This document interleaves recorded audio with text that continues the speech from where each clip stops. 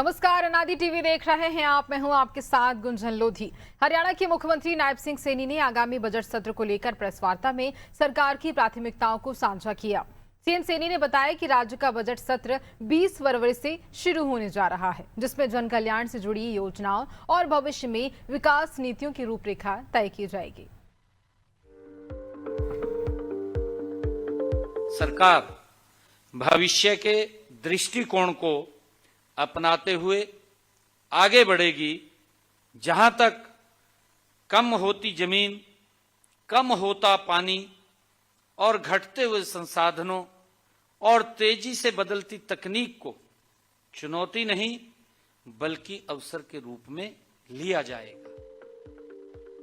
CM Nayab Singh Saini ने कहा कि सरकार ने कार्यभार संभालते ही जो संकल्प पत्र जनता के सामने रखा था, वो महज एक दस्तावेज नहीं बल्कि सरकार के लिए मार्गदर्शक सिद्धांत की तरह है। उन्होंने दावा किया कि साल 2024 में जारी 217 संकल्पों में से 60 को एक वर्ष के भीतर पूरा कर लिया गया है, जबकि 120 पर तेजी से काम जारी है। सीएम सैनी ने जानकारी दी कि सरकार ने शपथ ग्रहण के तुरंत बाद 25,000 युवाओं को नौकरी देने का निर्णय लागू किया। सभी सरकारी अस्पतालों में मुफ्त डायलिसिस की सुविधा भी शुरू की गई। हमने अपने संकल्प पत्र में 217 संकल्पों के साथ उसको जारी किया था। 60 ऐसे संकल्प हैं जिनको पूरा किया है। 120 संकल्पों के ऊपर गति से काम चल रहा है।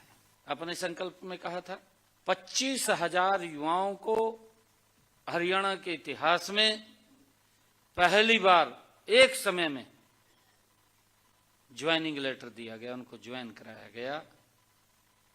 ये हमारी सरकार की वो प्रतिबद्धता है।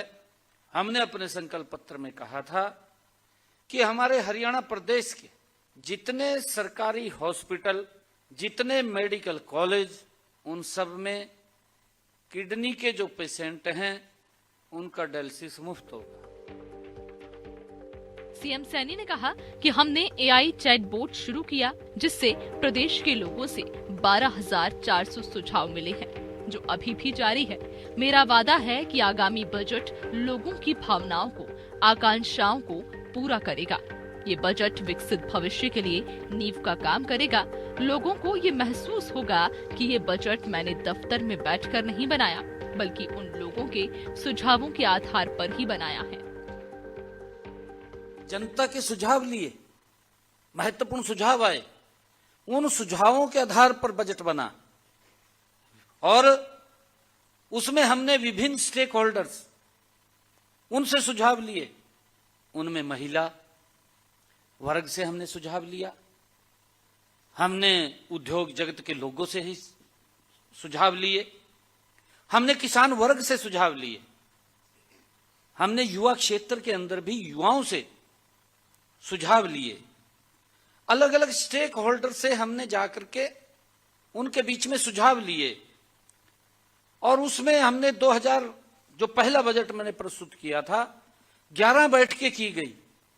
11 बैठकें उसमें की गई और 11 बैठकों में मेरे सामने 1592 सुझाव महत्वपूर्ण लोगों को मिले।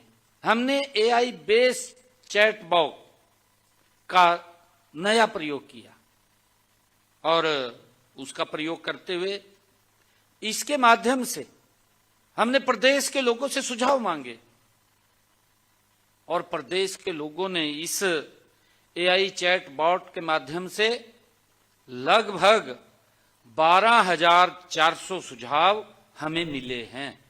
12,400 प्राप्त हुए हैं।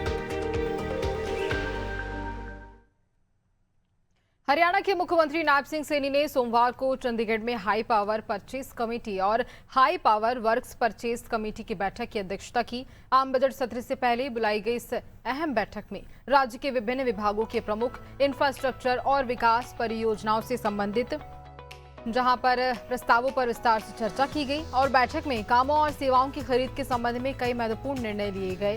मुख्यमंत्री ने अधिकारियों को निर्देश दिए कि सभी मंजूर प्रोजेक्ट को पूरी पारदर्शिता और उच्च गुणवत्ता के साथ तय समय सीमा के अंदर पूरा किया जाए।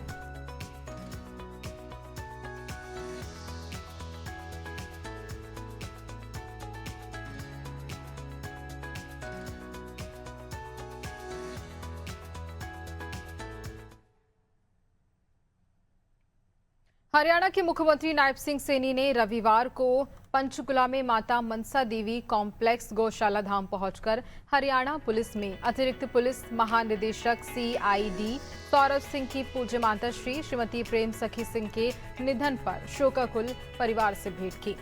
इस अवसर पर CM सैनी ने दिवंगत पुण्यात्मा को भावभीनी श्रद्धांजलि अर्पित की।